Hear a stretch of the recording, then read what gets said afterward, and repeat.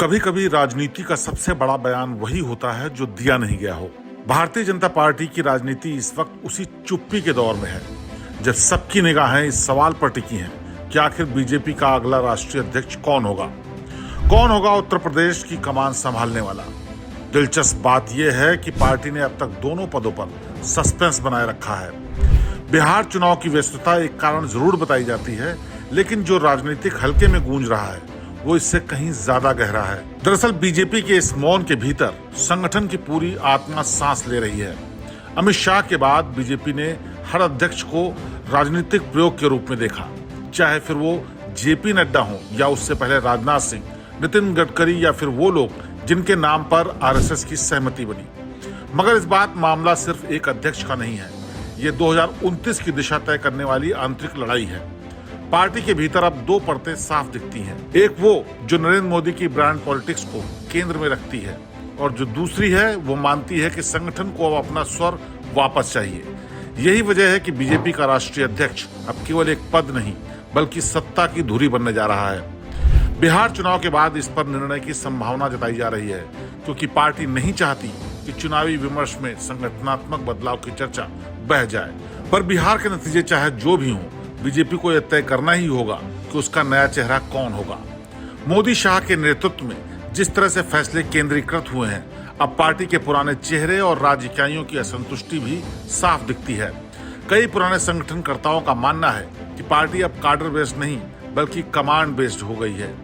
यही बात उत्तर प्रदेश के अध्यक्ष पद को लेकर भी उतना ही अहम बनाती है। यूपी बीजेपी का राजनीतिक हृदय है। 80 सीटों वाला यह राज्य बीजेपी की राष्ट्रीय शक्ति की रीढ़ है, लेकिन पिछले 2 वर्षों से संगठन और सरकार के बीच तालमेल के सुर बदले हैं। मुख्यमंत्री योगी आदित्यनाथ का करिश्मा बरकरार है, लेकिन उनके साथ पार्टी संगठन का समीकरण हमेशा संतुलित नहीं रहा। प्रदेश अध्यक्ष की नियुक्ति में भी यही द्वंद्व सबसे ज्यादा निर्णायक है।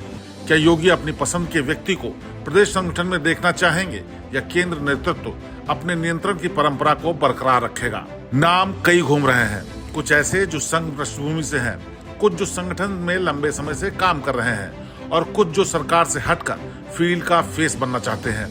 लेकिन जो पैटर्न दिखता है वो बताता है कि बीजेपी फिलहाल किसी भी एक नाम से परहेज करेगी जो योगी और केंद्र दोनों से एक साथ स्वतंत्र हो सके। पार्टी को एक ऐसा संतुलन चाहिए जो नेतृत्व की प्रतिष्ठा भी बचाए और संदेश भी दे कि संगठन अभी जीवित है। आरएसएस इस बार बैकफुट पर नहीं है। नागपुर में जो बैठकें हुई उनमें यह साफ कहा गया कि संगठन की आत्मा को लौटाना जरूरी है।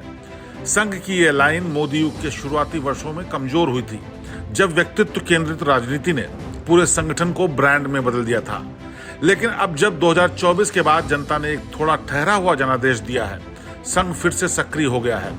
यही कारण है कि राष्ट्रीय अध्यक्ष के लिए ऐसा नाम चुना जा सकता है जो न तो पूरी तरह से मोदी शाह का हो और न ही पूरी तरह से संघ का, बल्कि दोनों के बीच पुल का काम करे। अगर हम पिछले दशक के संगठनात्मक बदलावों को देखें तो बीजेपी का हर नया अध्यक्ष एक संकेत लेकर आया। नड्डा के दौर में संगठन की केंद्रीय पकड़ बढ़ी, लेकिन जमीनी कार्यकर्ताओं की भूमिका सीमित हुई। अब पार्टी को उसी ढांचे की जरूरत है जो 2027 और 2029 दोनों के चुनाव में ऊर्जा पैदा करे। बीजेपी के पुराने रणनीतिकारों को भी एहसास है कि यूपी में बिना मजबूत संगठन के 2027 का रास्ता कठिन हो सकता है। उत्तर प्रदेश में योगी के बाद का समीकरण भी धीरे धीरे उभर रहा है। योगी अपनी कार्यशैली से स्वतंत्र छवि बना चुके हैं और यही बात उन्हें राष्ट्रीय स्तर पर भविष्य का चेहरा भी बनाती है। केंद्र स्वतंत्रता को संतुलन में रखना चाहता है, इसीलिए यूपी अध्यक्ष का नाम ऐसा हो जो ना तो बहुत प्रभावशाली हो और ना ही अप्रभावी, जो संगठन में संवाद बनाए रखे लेकिन सीमाएं भी न लांघे। बीजेपी का मौन इस वक्त रणनीतिक है। राष्ट्रीय अध्यक्ष के लिए कई नाम जैसे धर्मेंद्र प्रधान, भूपेंद्र यादव, कैलाश विजयवर्गीय, नितिन गडकरी, राजनाथ सिंह, डॉक्टर दिनेश शर्मा ऐसे नाम हैं। कई इकाइयों से जुड़े चेहरे भी चर्चा में हैं, लेकिन अंतिम फैसला फिर वही करेगा जो मौन है, यानी शीर्ष नेतृत्व। अमित शाह की भूमिका इस फैसले में निर्णायक होगी, क्योंकि संगठन में बदलाव उनके राजनीतिक वारिस का नाम तय करेगा।